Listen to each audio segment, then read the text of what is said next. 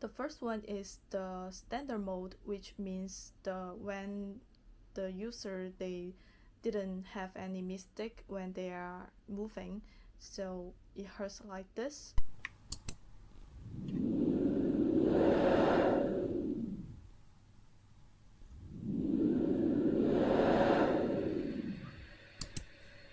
And the second mode is the unbalanced mode, which means they have unbalanced moving with their 2 feet. So it hurts like this. And we also can see the patterns here, which is simulate the moving of the pull and push. And the last mode is when the user moving too fast, and we can hear the sound like this.